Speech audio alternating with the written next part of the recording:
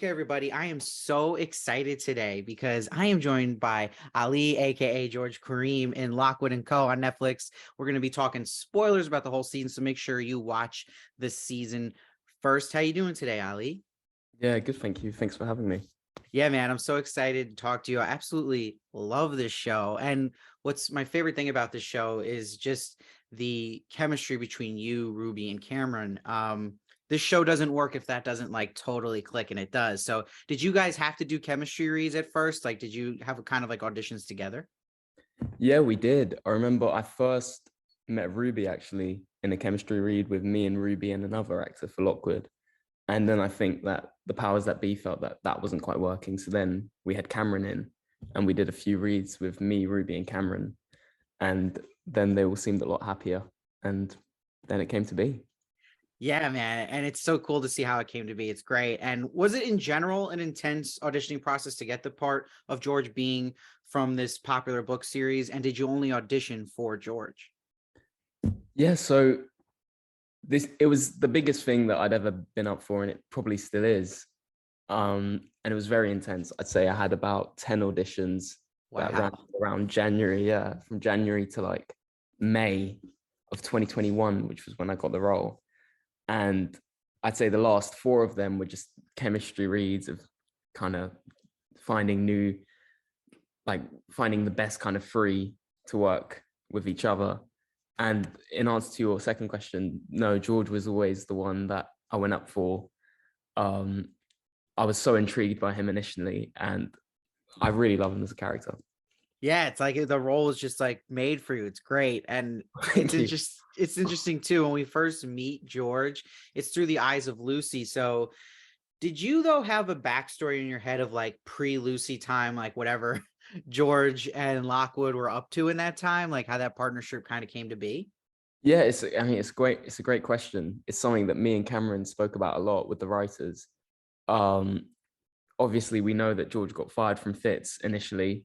Um, and I think one thing that Joe Cornish wanted to make very clear was that these two were as in George and Lockwood were very close. And it was almost like a bromance between them. And George particularly loved working with Lockwood, which is why maybe he's so hostile when Lucy comes, Mm, because mm. someone might be threatening this bromance that he has.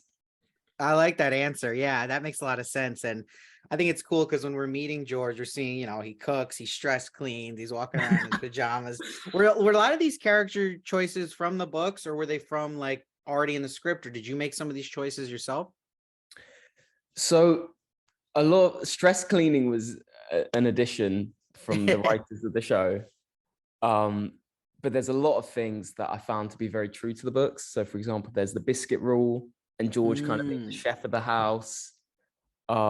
Obviously you have the nice addition of George being Iranian. So, you have George cooking khome sabzi for Lockwood in episode 2, which I think is really special and I love. So I think it's a nice mix that hopefully fans of the books and wider audiences can enjoy.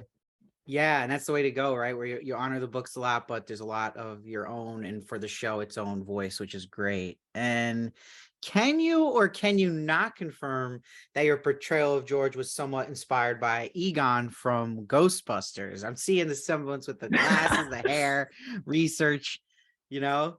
So I had never thought about Egon, but I remember actually on our third block of shooting, our first assistant director said, "You really remind me of Egon." And I had seen Ghostbusters, but I couldn't put a name to the face. So it's funny you say that too.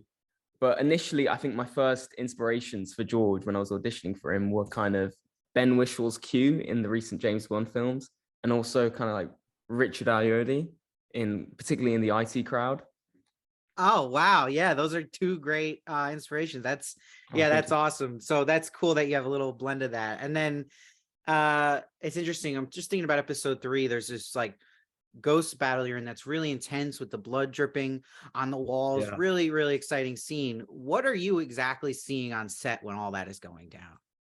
That's another great question. It was like, in all honesty, we're seeing nothing. Like we we were told beforehand and kind of shown on an iPad what kind of vibe it would be and what the final product would kind of look like. But on the day, you've really just got to imagine it. And yeah, I mean, we had a few puppeteers who would kind of for the close-up shots, but other than that, no, we had nothing for the red room. I like that. That's funny. And it's interesting though, too. Like, how did you feel with like the iconic rapier? Like, did you have to train with that thing? Like, what was your comfortability with it?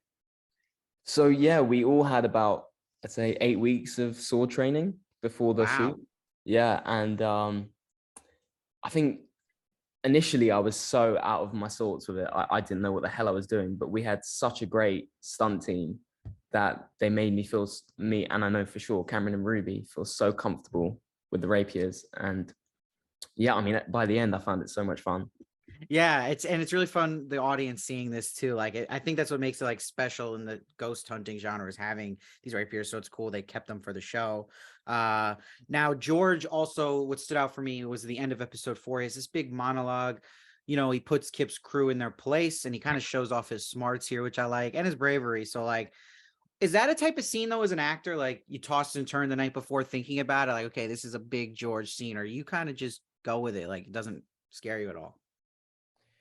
It's actually the opposite. I remember we were filming, so we had like 2 weeks of night shoots in that cemetery, Kensal Green, and you're filming the night, but you always have an eye out of the scenes that are to come in case you've got to learn a lot of lines. And I remember when I saw that it was like the next day in the schedule, and I was reading the scripts, and I actually found that it was so well written and such a great moment for George, which is a character that I love, that I was so excited for it. And I remember for me, it was one of my favorite scenes to film because it's such a great moment for George. It was so much fun. And Will McGregor gave me so much freedom to kind of just do whatever I wanted with it. Yeah, no, it's a great scene and you kill it in that moment, which was Oh, cool. thank And you. I'm also wondering too, what was cool about the character of George is like, I feel like you have like almost the most fun part to play, because the second half of this season, you know, we're seeing this possessed version of George. Did you guys film that in like order? Like, did you do regular George then possessed George? Was that challenging? Like, how did that kind of go about? Yeah, I mean, that's another really great question because we didn't film anything in order really, because we actually filmed episode 8 where George is in the kind of the crypt with Joplin. That's what we filmed first. That was my first week of filming. Oh my God. Yeah. Wow. So it was one thing that we really had to establish was a sense of consistency and how it kind of gets worse for George. So I remember a few times there'd be a moment where one of the executive producers or the director would be like, no, Ali, I think this is too intense for George. I think you need to dial it down. Or the other way around, Ali, I think you need to dial it up. So yeah, I think the key thing was just to make sure that there was consistency and we knew where George had come from and we know where George was going to go with this kind of possessiveness. Yeah, and that's impressive that you had to jump right into like some of the most intense stuff at the start. That's pretty crazy. And I'm also wondering too, I don't know if I completely read this wrong, but I'm gonna go for it. But did Go on. you just mentioned Mrs. Joplin? So did George ever have like feelings for her? Was there any attraction for him to Mrs. Joplin? I was trying to figure that out in my head, and I'm not sure. Maybe you have the answer. Well, we really play it on like on the fence. What I will say for sure is in the original scripts when we did the read through, they definitely played into the kind of romantic element of that relationship more than you see in the series. Okay. Particularly in the flat scene in episode 5, and also just the way Joplin interacts with George in episode 8.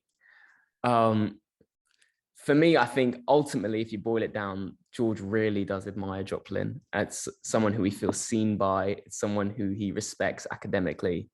So ultimately, it is a very special relationship to him. Yeah, and he has a lot of special relationships, and then we get to see it kind of really like bloom with Flo. Yeah. And there's this big moment like where he hesitates to go with Flo, and it's references Flo and Herons, right? Like, is that something that you feel like he's always going to regret not have immediately gone with her in that moment? I think so. Yeah. Yeah. I think I mean, I think he realizes how special Flo is, and I think he definitely will and does feel guilt for how he treated her on the boat. But yeah, Flo is probably one of the most emotionally mature and strongest characters that we have in the series, and I think George realizes that. So we'll see what happens if we hopefully get future seasons. Oh, for sure. And also too, I forgot to even ask this, but I was also curious, just in that realm of what you're seeing on set.